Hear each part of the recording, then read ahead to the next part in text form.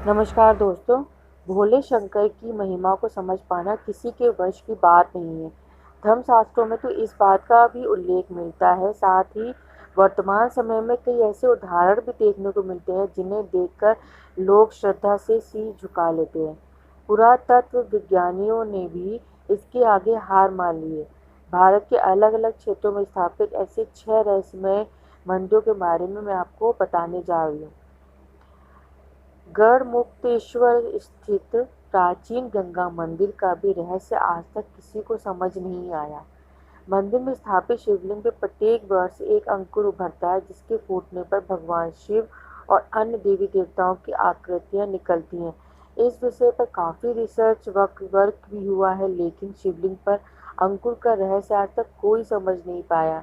यही नहीं, मंदिर की सीढ़ियों पर अगर कोई पत्थर फेंका जाए तो जल के अंदर पत्थर मारने जैसी आवाज सुनाई पड़ती है। ऐसा महसूस होता है कि जैसे गंगा मंदिर की सीढ़ियों को छूकर गुजरी है। ये किस वजह से होता है, ये भी आज तक कोई नहीं जान पाया है। टिटलागढ़ उड़ीसा का सबसे गर्म क्षेत्र माना जाता है।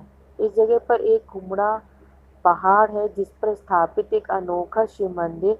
पथरीली चट्टानों के चलते यहाँ पर प्रचंड गर्मी होती है, लेकिन मंदिर में गर्मी के मौसम का कोई असर नहीं होता। यहाँ एसी से भी ज़्यादा ठंड होती है। हैरानी का विषय यह है कि यहाँ प्रचंड गर्मी के चलते मंदिर परिसर के बाहर भक्तों के लिए 5 मिनट खड़ा होना भी दुश्वार होता है। लेकिन मंदिर के अंदर कदम रखते ही एसी से भी ज़्यादा ठंडी हवाओं का एहसास होने लगता है। हालांकि ये वातावरण केवल मंदिर परिसर तक ही रहता है। बाहर आते ही प्रचंड गर्मी परेशान करने लगती है। इसके पीछे क्या रहस्य है, आज तक कोई नहीं जान पाया है। तमिलनाडु में 12वीं सदी में चोल राजाओं ने ऐरावतेश्वर मंदिर का निर्माण कराया था। बता दें कि ये बेहद ही अद्भुत मंदिर है। यहाँ की सीढ़ियों पर संगीत गूंजता है।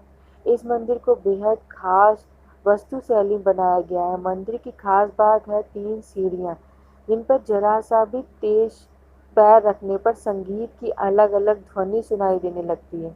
लेकिन इस संगीत के पीछे क्या रहस्य है, इस पर पर्दा नहीं उठ पाया। ये मंदिर भोलेनाथ को समर्पित है। मंदिर की स्थापना को लेकर स्थानीय किंवदंतियों के अनुसार यहाँ देवताओं के राजा इंद्र के सफेद हाथी ऐरावत ने शिव जी की पूजा की थी। इस वजह से इस मंदिर का नाम ऐरावतेश्वर मंदिर हो गया। यह भी उल्लेख है कि मृत्यु के राजा यम, जो कि एक ऋषि द्वारा स्थापित थे और शरीर की जलन से पीड़ित थे, इसके बाद वह इस मंदिर में आए, परिसर में बने पवित्र जल में स्नान कर भोलेनाथ की पूजा की। इसके बाद ये पूर्ण रूप से स्वस्थ हो गए। यही वजह है कि मंदिर में यम की भी छवि अंकित है। यह मंदिर महान जीवांत चोर मंदिर के रूप में जाना जाता है। साथ ही इसे यूनेस्को की ओर से भी धरोहर स्थल भी घोषित किया गया है। बागर-मऊ उन्नाव नगर के दक्षिण कटरा बिल्लेर मार्ग में स्थित बोधेश्वर महादेव मंदिर की अद्भुत कथा है। नेवल के राजा को पंचमुखी शिवलिंग, नदी और नवग्रह स्थापित करने का बोझ स्वयं भोलेनाथ ने कराया। इसी के चलते मंदिर का नाम भी बोधेश्वर महादेव पड़ा। ये भी कहते हैं कि जब राजकर्मी रथ पर शिव, नंदी और नवग्रहों को लेकर आ रहे थे, तभी वह रथ राजधानी में प्रवेश करते ही भूमि में धंसने लगा। इसके बाद तमाम प्रयास किए गए, लेकिन रथ नहीं निकल सका। फिर राजा ने उसी स्थान पर सभी प्रतिमाओं की स्थापना करवा दी।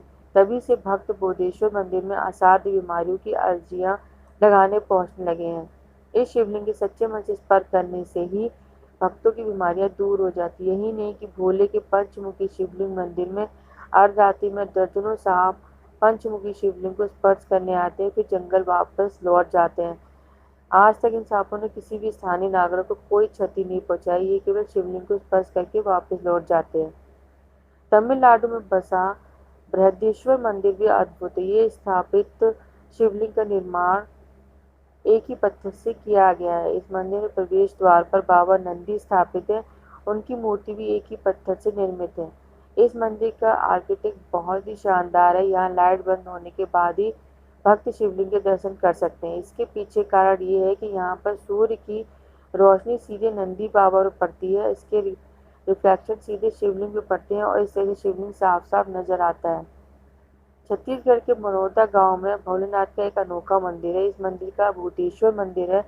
मंदिर में स्थापित शिवलिंग का आकार इस हर दिन 6 से 8 इंच बढ़ता है। इस शिवलिंग की प्रकृति प्रदत्त जल लहरी भी दिखाई देती है, जो धीरे धीरे जमीन के ऊपर आती जा रही है। यही स्थान भुकरा महादेव के नाम से जाना जाता है।